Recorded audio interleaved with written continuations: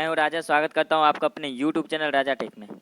तो दोस्तों, ये मेरा ऑब्जेक्टिव क्वेश्चन सीरीज चल रहा था और उसमें मैंने जो फ्लूइड मैकेनिक्स नया सब्जेक्ट स्टार्ट किया था, जिसका पार्ट 1 हो चुका है। अगर पार्ट 1 आप लोग नहीं देखे हैं तो वो मेरे चैनल पे जाके देख सकते हैं। और इसका ये पार्ट 2 है। तो चलिए शुरू करते हैं, टाइम को वेस्ट ना करते हुए दोस्तों। और हाँ दोस्तों, मेरे चैनल को सब्सक्राइब कर लीजिएगा ज़रूर, और लाइक भी कर दीजिएगा, क्योंकि दोस्तों बहुत मेहनत लगता है एक वीडियो बनाने में। ठीक है, तो चलिए बढ़ते हैं और शुरू करते हैं।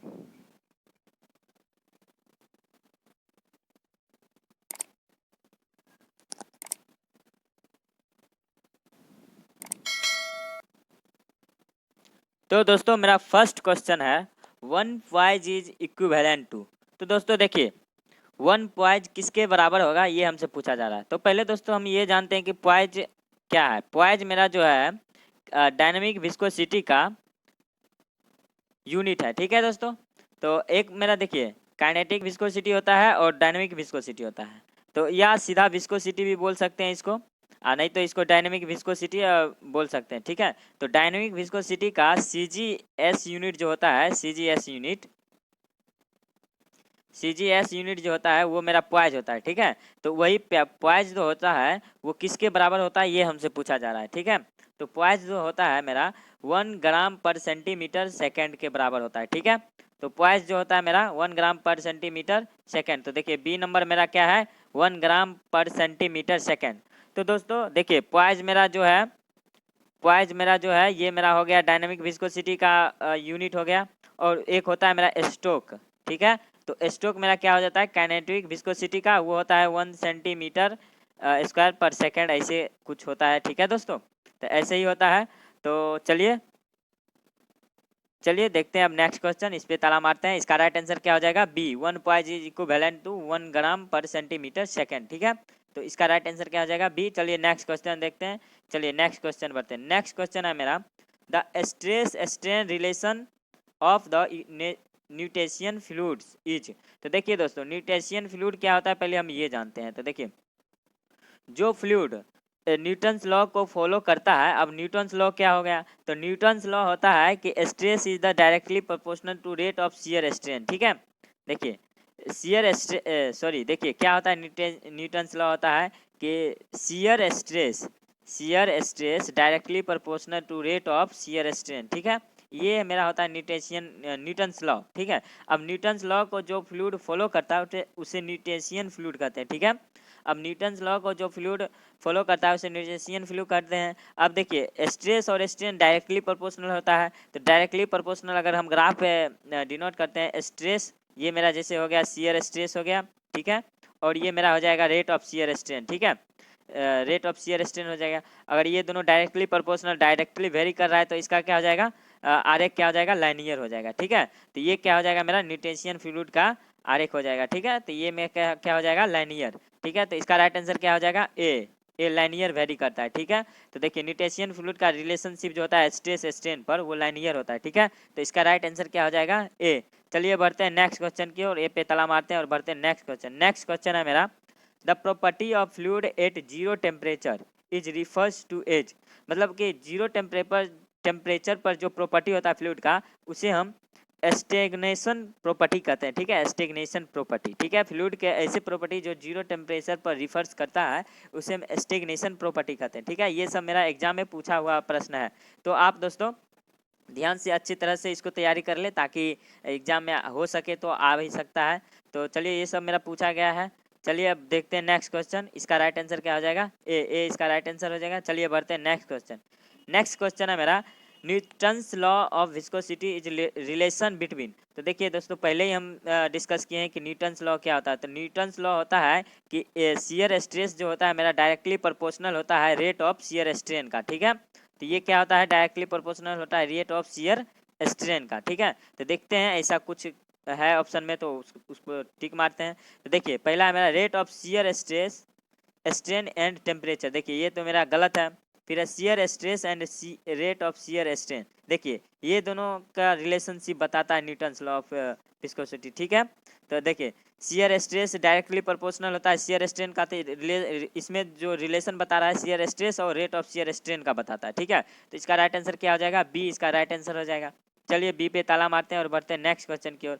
नेक्स्ट क्वेश्चन है मेरा, surface tension of water decrease with. तो देखिए दोस्तों, पूछा जा रहा है कि सरफेस टेंशन जो है वाटर का, वो डिक्रीज करेगा, कब डिक्रीज करेगा। तो देखिए उसके टेम्परेचर में जब हम इंक्रीमेंट करते हैं तो उसका सरफेस टेंशन क्या होता है, डिक्रीज होता है, ठीक है। तो वो रिलेशनशिप हम समझ सकते हैं, अगर टेम्परेचर मेरा बढ़ेगा तो उसका क्या होता है कि फ्लूइड में जो होता है मेरा फ्लूइड का पार्टिकल, देखिए सरफेस टेंशन क्या होता है पहले हम ये समझ लेते हैं। देखिए सरफेस टेंशन जो होता है उसका जो कोहेशन फोर्स होता है वो जितना ज़्यादा होगा उतना, मतलब क्या सरफेस टेंशन में होता है क्या है कि सारे फ्लूइड का मोलिकुल्स मतलब एकत्रित होना चाहेगा, ठीक है, एक ही बिंदु पर, मतलब अपने आप एक दूसरे को अट्रैक्ट करते रहता है, ठीक है, मतलब एक ही बिंदु पर अट्रैक्ट होना चाहेगा, ठीक है। तो यही सरफेस टेंशन, और वही उसको अगर हीट हम देते हैं तो क्या होता है कि फ्लूइड पार्टिकल मतलब मूव करने लगता है, ठीक है, मूव करके वो फैलने लगता है। तो क्या होता है उसमें सरफेस टेंशन का मतलब कमी आ जाती है, ठीक है। तो क्या होगा, डिक्रीज करने लगेगा सरफेस टेंशन। तो इसका राइट आंसर क्या हो जाएगा, increase in temperature surface tension decrease, ठीक है। तो इसका राइट आंसर ए हो जाएगा। चलिए ए पे ताला मारते हैं और बढ़ते हैं नेक्स्ट क्वेश्चन की ओर। नेक्स्ट क्वेश्चन है मेरा, dynamic viscosity of most of the gas with rise in temperature. मतलब क्या कह रहा है कि अगर डायनेमिक विस्कोसिटी गैस का अगर टेम्परेचर बढ़ता है तो क्या होगा। तो देखिए डायनेमिक विस्कोसिटी जो होता है, अगर टेम्परेचर मेरा बढ़ता है तो वो क्या होता है कि इंक्रीज करता है, ठीक है, इंक्रीज करता है। डायनेमिक विस्कोसिटी जो होता है मेरा टेम्परेचर बढ़ने के साथ इंक्रीज करता है, ठीक है। तो इसका राइट आंसर क्या हो जाएगा, ए इसका राइट आंसर हो जाएगा। चलिए बढ़ते हैं नेक्स्ट क्वेश्चन की ओर, ए इसका राइट आंसर। चलिए बढ़ते हैं नेक्स्ट क्वेश्चन की ओर। नेक्स्ट क्वेश्चन है मेरा, if the surface of the liquid is convex then. मतलब क्या कह रहा है कि if the surface of the liquid is convex then. देखिए अगर लिक्विड का सरफेस कन्वेक्स है तो वो किस प्रकार का, मतलब उसमें जो है कोहेशन फोर्स ज़्यादा होगा या कोहेशन फोर्स कम होगा, या एडहेशन फोर्स ज़्यादा होगा या एडहेशन फोर्स कम होगा, ये हमसे पूछा जा रहा है, ठीक है। देखिए दोस्तों क्या होता है ना कि देखिए अगर कनकेव शेप बनाता है, इस प्रकार से शेप बनाता है, तो उसमें क्या होता है कि देखिए कोई भी अगर मान लीजिए बीकर में मेरा लिक्विड रखा गया है, ठीक है। अब देखिए कि मेरा क्या हो जा रहा है कि इस प्रकार का अगर कनकेव, इसे हम कनकेव कहते हैं, और इस प्रकार के शेप को हम कन्वेक्स कहते हैं, ठीक है, कन्वेक्स कहते हैं इस प्रकार के शेप को, ठीक है, इस प्रकार के शेप को कन्वेक्स कहते हैं। फिर से देख लेते हैं, देखिए इस प्रकार से जो शेप बनता है उसे हम कहते हैं कनकेव, ठीक है, कनकेव। और इस प्रकार के जो शेप बनता है उसे कहते हैं कन्वेक्स। अब देखिए इस प्रकार का जो शेप कब बनेगा, जब मेरा जैसे कि मान लीजिए कोई भी बीकर में हम फ्लूइड रख देते हैं, दूसरा कलर लेते हैं फिर बताते हैं। देखिए जैसे कि मान लीजिए कोई बीकर में फ्लूइड रख देते हैं तो क्या होता है कि मान लीजिए, अब देखते हैं, देखिए क्या होता है कि जब देखिए किसी भी बीकर में हम फ्लूइड को रखते हैं, जैसे मान लीजिए कि इस बीकर में, तो क्या होता है कि फ्लूइड अगर उसमें कोहेशन फोर्स अगर कमी रहता है कोहेशन फोर्स का, तो क्या होता है फ्लूइड के ऊपर थोड़ा ज़्यादा बढ़ जाता है, ठीक है, अपना सरफेस लेवल से, जैसे इस प्रकार से। तो इस प्रकार का शेप बना, मतलब ये जो शेप होता है मेरा कनकेव होता है, ठीक है, कनकेव शेप होता है जब मेरा कोहेशन फोर्स कम होता है, ठीक है। और जब मेरा कोहेशन फोर्स ज़्यादा होता है, कोहेशन फोर्स, तो कन्वेक्स शेप बनाता है, मतलब ये मॉलिक्यूल्स के बीच ज़्यादा फोर्स रहा है, इसलिए देखिए नीचे की तरफ घूम जाता है। तो इसमें क्या होता है कि मॉलिक्यूल्स के बीच जो फोर्स होता है वो ज़्यादा होता है, ठीक है। तो ये क्या हो जाएगा, मेरा कन्वेक्स हो जाएगा। तो यही हमसे पूछा जा रहा है कि कन्वेक्स कब से बनाएगा, तो जब हमारा मॉलिक्यूल्स मतलब मॉलिक्यूल्स के बीच फोर्स ज़्यादा रहेगा। मॉलिक्यूल्स के फोर्स बीच जो फोर्स होता है उसे क्या कहते हैं, कोहेशन फोर्स कहते हैं, ठीक है। मॉलिक्यूल्स के बीच जो फोर्स होता है उसे हम कौन सा फोर्स कहते हैं, तो कोहेशन फोर्स कहते हैं। तो कोहेशन मेरा राइट आंसर हो जाएगा। कोहेशन प्रेशर इज डिक्रीज नहीं इंक्रीज होगा, कोहेशन प्रेशर इंक्रीज। तो देखिए मेरा सी में इंक्रीज दिया गया है तो ये मेरा राइट हो जाएगा, ठीक है। क्या हो जाएगा, cohesion force will be increase, ठीक है, कोहेशन फोर्स इंक्रीज होगा, ठीक है। तो इसका राइट आंसर क्या हो जाएगा, सी इसका राइट आंसर हो जाएगा। चलिए देखते हैं हम नेक्स्ट क्वेश्चन की ओर बढ़ते हैं। तो नेक्स्ट क्वेश्चन है मेरा, rain drops are spherical because of. देखिए रेन ड्रॉप्स स्फेरिकल, तो रेन ड्रॉप्स स्फेरिकल बनने का क्या कारण हो सकता है, तो यही हमसे पूछा जा रहा है। तो देखिए रेन ड्रॉप्स कब बनेगा, जब इसके मॉलिक्यूल्स के बीच ज़्यादा फोर्स रहेगा, कोहेशन फोर्स और कोहेशन। और ये जो प्रॉपर्टी क्या होता है मेरा, सरफेस टेंशन क्या होता है कि एकत्रित होना चाहेगा, सारे मॉलिक्यूल्स जो है वो अपने आप में एकत्रित होना चाहेगा, ठीक है। तो ये क्या हो जाएगा, सरफेस टेंशन के वजह से रेन ड्रॉप बनता है, ठीक है, सरफेस टेंशन के वजह से। सी मेरा राइट आंसर हो जाएगा, सी क्या हो जाएगा, राइट आंसर, ठीक है, सी मेरा क्या हो जाएगा, राइट आंसर। चलिए सरफेस टेंशन की वजह से रेन ड्रॉप बनता है। चलिए नेक्स्ट क्वेश्चन देखते हैं। नेक्स्ट क्वेश्चन मेरा, kinematic viscosity is depends upon. देखिए काइनेमेटिक विस्कोसिटी जो होता है वो उसका फार्मूला क्या होता है ये हम जान लेते हैं। देखिए काइनेमेटिक विस्कोसिटी का जो फार्मूला होता है काइनेमेटिक विस्कोसिटी का, वो क्या हो जाएगा, डायनामिक विस्कोसिटी बट्टे हो जाता है डेंसिटी, ठीक है, डेंसिटी के बराबर हो जाता है। तो देखिए अब क्या होगा कि मान लीजिए कि डायनामिक विस्कोसिटी और डेंसिटी ये दोनों पर काइनेमेटिक विस्कोसिटी डिपेंड करेगा, क्योंकि देखिए उसके रिलेशन जो है डायनामिक विस्कोसिटी और डेंसिटी में ही रिलेशन। तो मेरा काइनेमेटिक विस्कोसिटी जो है वो डायनामिक विस्कोसिटी और डेंसिटी दो ही चीज़ पे डिपेंड करेगा, ठीक है। तो अब देखते हैं ये दोनों में से क्या क्या दिया गया है ऑप्शन में। तो देखिए ऑप्शन में दिया गया है प्रेशर, तो इस पे तो डिपेंड नहीं करता है, डेंसिटी पे भी सॉरी डिस्टेंस पर भी डिपेंड नहीं करता। अब डेंसिटी देखिए डेंसिटी पे डिपेंड करता है, क्योंकि क्या होता है काइनेमेटिक विस्कोसिटी क्या होता है, काइनेमेटिक विस्कोसिटी होता है डायनामिक विस्कोसिटी बटे डेंसिटी, ठीक है। तो अगर डेंसिटी मान लीजिए जैसे बढ़ता है क्या होगा, काइनेमेटिक विस्कोसिटी घटेगा, और देखिए डेंसिटी बढ़ेगा तो काइनेमेटिक विस्कोसिटी घटेगा, और डायनामिक विस्कोसिटी अगर बढ़ता है तो काइनेमेटिक विस्कोसिटी भी बढ़ेगा, ठीक है। तो देखिए ये दो ही चीज़ पे डिपेंड करता है, एक डेंसिटी और एक डायनामिक विस्कोसिटी, ठीक है। तो इसका राइट आंसर क्या हो जाएगा, इसमें तो मतलब डेंसिटी ही दिया गया है, तो इसका राइट आंसर सी हो जाएगा, डेंसिटी, ठीक है, सी इसका राइट आंसर हो जाएगा। चलिए बढ़ते हैं, चलिए नेक्स्ट क्वेश्चन देखते हैं। तो नेक्स्ट क्वेश्चन है मेरा कि the pressure intensity at any point in a liquid to the depth of the liquid from the surface. मतलब कहा जा रहा है कि प्रेशर इंटेंसिटी जो किसी भी पॉइंट का होगा लिक्विड के डेप्थ में, वो सरफेस के जो डेप्थ के डायरेक्टली वेरी करेगा, इनडायरेक्टली, इन्वर्सली, ये हमसे पूछा जा रहा है, ठीक है, डेप्थ के साथ। तो क्या होता है कि देखिए प्रेशर इंटेंसिटी क्या होता है, प्रेशर इंटेंसिटी होता है रो जी एच, ठीक है, और एच मेरा क्या हो जाता है, डेप्थ हो जाता है, ठीक है, कि कितना डेप्थ पे मेरा कोई भी पॉइंट, जैसे फ्लूइड के अंदर कितना डेप्थ पे मेरा कोई भी चीज़ है, चाहे कोई भी पार्टिकल्स है, चाहे कोई भी सब्सटेंस है, कि कितना डेप्थ पे है। देखिए ये पी जो है डायरेक्टली वेरी कर रहा है एच से, ठीक है, तो क्या हो जा रहा है, डेप्थ से डायरेक्टली वेरी कर रहा है, तो देखिए डायरेक्टली प्रोपोर्शनल ए बी मेरा राइट आंसर हो जाएगा, ठीक है, बी क्या हो जाएगा, राइट आंसर। चलिए बढ़ते हैं नेक्स्ट क्वेश्चन की ओर, देखते हैं नेक्स्ट क्वेश्चन। नेक्स्ट क्वेश्चन है मेरा pressure measured with the help of pressure gauge is called. देखिए गेज प्रेशर के हेल्प से जो प्रेशर मेजर किया जाता है उसे गेज प्रेशर कहते हैं, ठीक है। तो ये क्या हो जाएगा, गेज प्रेशर, राइट आंसर, ये तो आप सब लोग जानते ही हैं। तो देखिए गेज प्रेशर इसका राइट आंसर। चलिए बढ़ते हैं नेक्स्ट क्वेश्चन।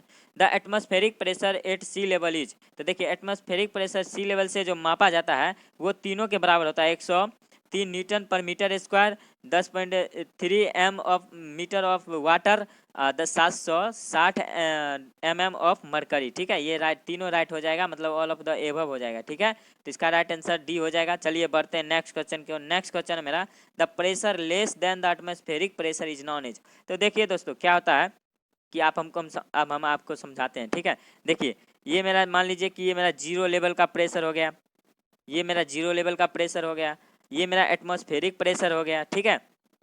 अब देखिए क्या होता है कि जैसे जीरो लेवल से कोई भी प्रेशर मापा जाता है उसे हम क्या कहते हैं, एब्सोल्यूट प्रेशर कहते हैं, ठीक है। जे मान लीजिए कि जीरो लेवल से कोई भी प्रेशर मेरा जो मेजर किया जाएगा उसे एब्सोल्यूट प्रेशर कहते हैं, और एटमॉस्फेरिक लेवल से जो प्रेशर मेजर किया जाता है उसे हम गेज प्रेशर कहते हैं, ठीक है। अब देखिए अब ऊपर की ओर जितना हम एटमॉस्फेरिक से जितना ऊपर जाएंगे उतना मेरा गेज प्रेशर, तो ऊपर की ओर जो अगर हम जो जीरो लेवल से लेकर और यहाँ तक मान लीजिए गेज प्रेशर तक हम यहाँ तक मापते हैं, तो ये मेरा क्या हो जाएगा, एब्सोल्यूट प्रेशर हो जाएगा। और एब्सोल्यूट प्रेशर किस प्रकार होगा, तो ये मेरा क्या हो जाएगा, पॉजिटिव गेज प्रेशर हो जाएगा, ठीक है। क्योंकि ये देखिए कि एटमॉस्फेरिक से ऊपर की ओर मापा जा रहा है तो ये मेरा पॉजिटिव होगा, और एटमॉस्फेरिक से नीचे की ओर मापा जाएगा तो मेरा निगेटिव गेज प्रेशर होता है, ठीक है। तो निगेटिव गेज प्रेशर होता है, ठीक है। तो देखिए इसमें क्या कह रहा है कि एटमॉस्फेरिक प्रेशर इज, देखिए pressure less then atmospheric pressure. तो देखिए प्रेशर ये एटमॉस्फेरिक प्रेशर हो गया, इससे कम जो प्रेशर होता है वो मेरा क्या होता है, वैक्यूम प्रेशर होता है, चाहे उसको गेज निगेटिव गेज प्रेशर बोल दीजिए या मतलब सक्शन प्रेशर बोल दीजिए, तीनों बोला जाता है, ठीक है, इसका ही नाम है। तो देखिए उसका राइट आंसर क्या हो जाएगा, डी इसका राइट आंसर हो जाएगा। चलिए क्या हो जाएगा, suction pressure, vacuum pressure, negative gauge pressure, ठीक है। तो डी इसका राइट आंसर हो जाएगा। चलिए बढ़ते हैं नेक्स्ट क्वेश्चन की। नेक्स्ट क्वेश्चन है मेरा a piezometer tube is used only for measuring. देखिए पीजियोमीटर ट्यूब जो होता है वो मॉडरेट प्रेशर को मेजर करता है, ठीक है। तो इसका राइट आंसर क्या हो जाएगा, सी, सी इसका राइट आंसर हो जाएगा। चलिए बढ़ते हैं नेक्स्ट क्वेश्चन की। नेक्स्ट क्वेश्चन है मेरा a manometer is use to measure. तो देखिए पीजियोमीटर जो होता है मॉडरेट प्रेशर को मेजर करता है, और मैनोमीटर जो होता है वो मेरा हाई प्रेशर को मेजर करता है, ठीक है।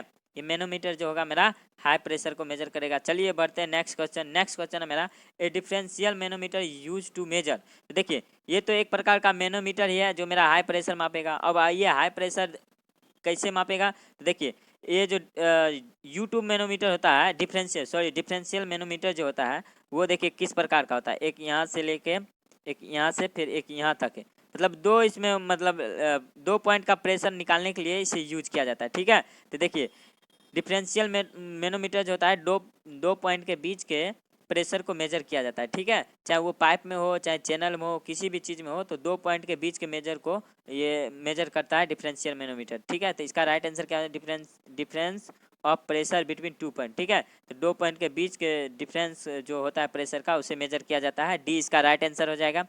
चलिए बढ़ते हैं नेक्स्ट क्वेश्चन की ओर, तो डी इसका राइट आंसर। चलिए नेक्स्ट क्वेश्चन है मेरा the point at which the resultant pressure on an immersed surface act is known as. मतलब क्या कहा जाए कि ऐसा पॉइंट जिस पे प्रेशर रिजल्टेंट प्रेशर लगता हो। ठीक है, तो देखिए क्या होता है कि जैसे मान लीजिए मेरा लेवल हो गया वाटर लेवल, इसके अंदर कोई भी मान लीजिए यहाँ पे वाटर है और इसके अंदर कोई भी मेरा सब्सटेंस है, तो एक इस मान लीजिए इस पार्टिकल का मेरा क्या हो जाएगा, एक सेंटर ऑफ ग्रेविटी हो जाएगा। और यहाँ से जो प्रेशर लग रहा है टोटल प्रेशर एक पॉइंट पे मेरा एकत्रित हो जाएगा। ठीक है, तो एक पॉइंट पे जो एकत्रित होगा उस पॉइंट को क्या कहते हैं, सेंटर ऑफ प्रेशर कहते हैं। ठीक है, तो वही पूछा जा रहा है कि टोटल प्रेशर जो मेरा लगेगा, टोटल प्रेशर के एक रिजल्टेंट प्रेशर होगा, रिजल्टेंट प्रेशर जो मेरा लगता है वो सेंटर ऑफ प्रेशर पे लगता है। ठीक है, ये राइट आंसर ए हो जाएगा। ठीक है, चलिए राइट आंसर ए। चलिए बढ़ते हैं नेक्स्ट क्वेश्चन। नेक्स्ट क्वेश्चन है the pressure measured with the help of piezometer tube is in. मतलब कि पीजियोमीटर में जो प्रेशर मापा जाता है वो किस प्रकार से, मतलब कि किस प्रकार का यूनिट, एक प्रकार का यूनिट ही मान लीजिए, तो किस प्रकार की यूनिट में लिया जाता है। ठीक है, तो देखिए यूनिट उसका देखिए ये तो नहीं मीटर होता है। ठीक है, अब हेड ऑफ लिक्विड का मतलब क्या, हाइट से ही मेजर करेगा, और हाइट से ही मेजर करेगा मतलब मीटर में मेजर करेगा। तो हेड ऑफ लिक्विड इसका राइट आंसर हो जाएगा। ठीक है, तो इसका राइट आंसर क्या हो जाएगा, सी इसका राइट आंसर हो जाएगा। चलिए बढ़ते हैं नेक्स्ट क्वेश्चन की ओर। नेक्स्ट क्वेश्चन है मेरा when the pressure intensity at a point is more than the local atmospheric pressure then the difference of the this pressure is called.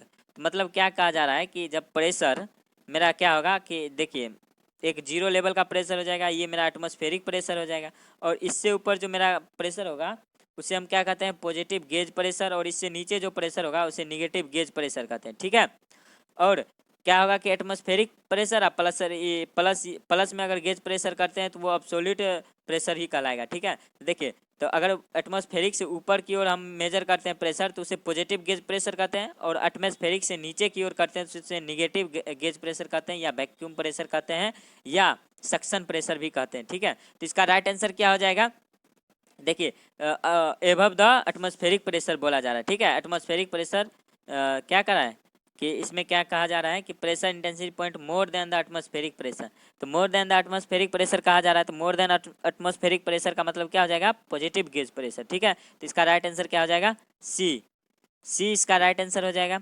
चलिए सी पे ताला मारते हैं और बढ़ते हैं नेक्स्ट क्वेश्चन की और नेक्स्ट और आखिरी क्वेश्चन है दोस्तों, तो चलिए देखते हैं आखिरी question. Water is a liquid. देखिए कोई भी लिक्विड होता है वो इनकम्प्रेसिबल होता है, क्योंकि वाटर को हम आइडियल लिक्विड मांगते हैं, और आइडियल लिक्विड होता है जो मेरा इनकम्प्रेसिबल होता है। ठीक है, तो वाटर क्या हो जाएगा मेरा, इनकम्प्रेसिबल। चलिए इसी के साथ अपने लेक्चर को समाप्त करते हैं और मिलते हैं नेक्स्ट वीडियो में। थैंक यू, बाय, धन्यवाद, जय हिंद दोस्तों।